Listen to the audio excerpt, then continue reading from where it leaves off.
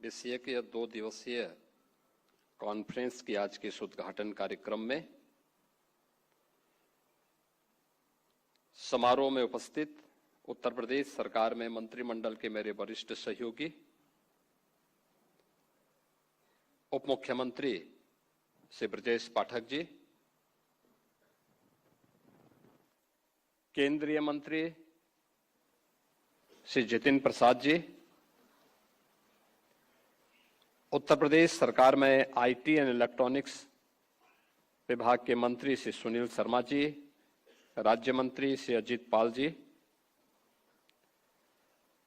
सदस्य NITI Aayog doctor VK Paul जी, अपर मुख्य सचिव चिकित्सा स्वास्थ्य श्री अमित कुमार घोष जी, आज के इस समारोह में उपस्थित उत्तर प्रदेश सरकार, भारत सरकार और इस मिशन से जुड़े हुए सभी उपस्थित महानुभाव, बहनों और भाइयों, मैं सबसे पहले EI इन ट्रांसफॉर्मिंग हेल्थ केयर से संबंधित इस विशेष कॉन्फ्रेंस में आप सभी का उत्तर प्रदेश की राजधानी लखनऊ में जो कॉन्फ्रेंस चल रही है, इस अवसर पर मैं आप सभी के आगमन का हृदय से स्वागत करता हूं। आप सबका मैं अभिनंदन करता हूं।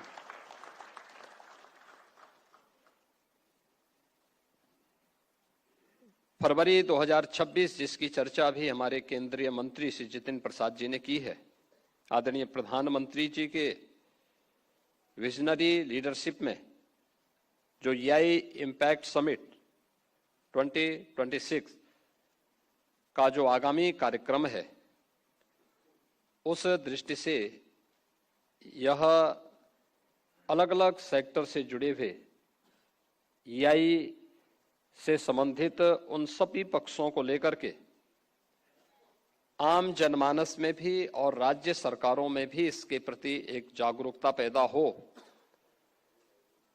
स्वाभाविक रूप से उत्तर प्रदेश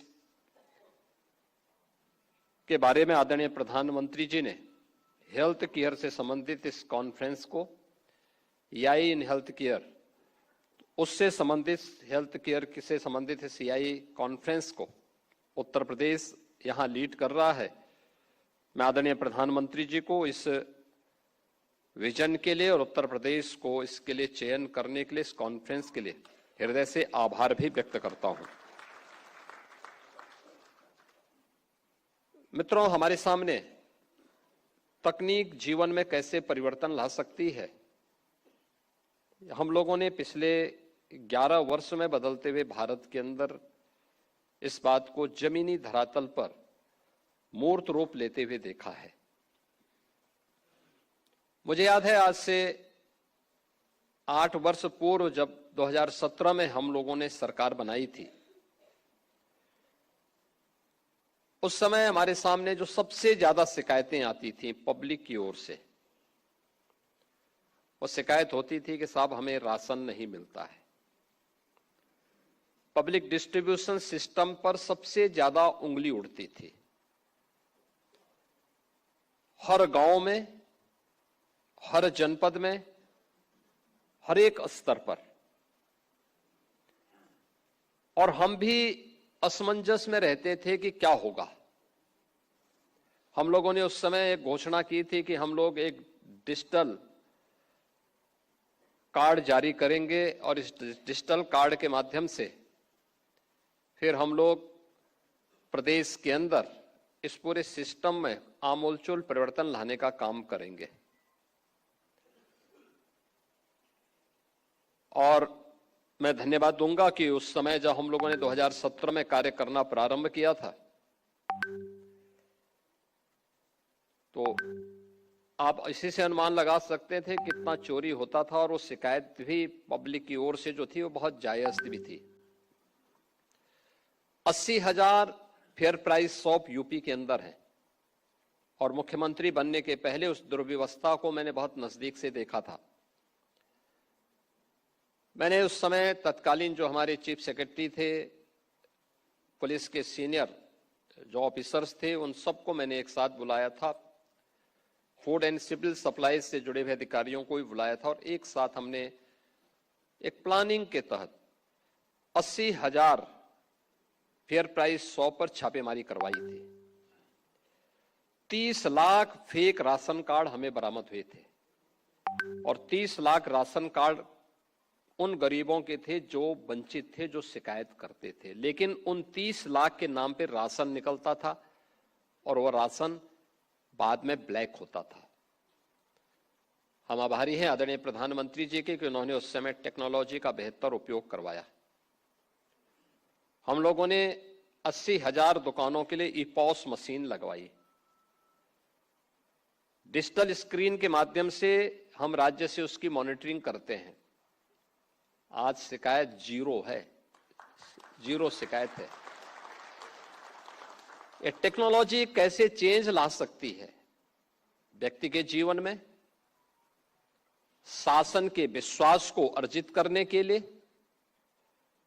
और शासन के विजन को जमीनी धरातल पर उतारने के लिए। ये एक उदाहरण है।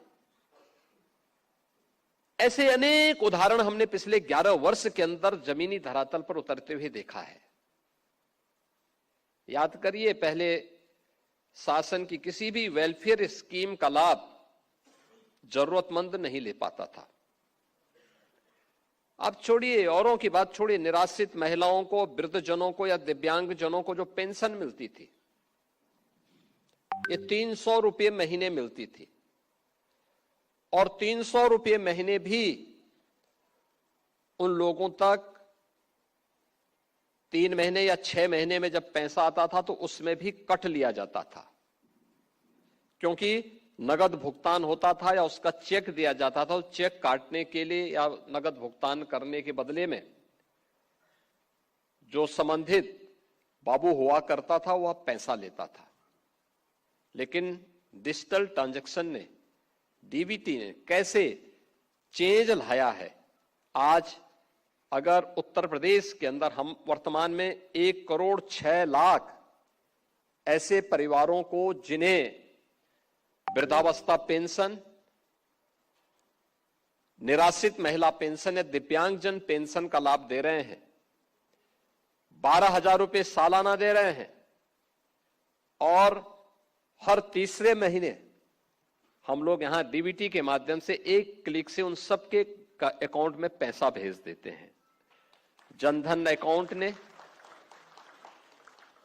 डिजिटल ट्रांजैक्शन ने कैसे इसको सरल बनाया है। एक व्यक्ति को उसका 100% लाभ, यानी 100% लाभ उस व्यक्ति को प्राप्त हो सकता है। यह भी एक उदाहरण है। यानी तकनीक आपके काम को आसान भी कर लेता है। आपकी वेलफेयर की स्कीम का लाभ भी अंतिम पायदान पर बैठे हुए व्यक्ति तक पहुंच जाता है और अंतिम पायदान पर बैठे हुए व्यक्ति का विश्वास शासन के प्रति जब मजबूत होता है तो योजनाएं तेजी के साथ आगे बढ़ती हुई दिखाई देती हैं। और वही हम लोग आज वर्तमान में जिस नए एआई इंपैक्ट समिट की चर्चा आज देश के अंदर और दुनिया के अंदर है, ये उसी नए भारत की अगली कड़ी है कि जिसमें भारत अब दुनिया को लीड करने वाला है।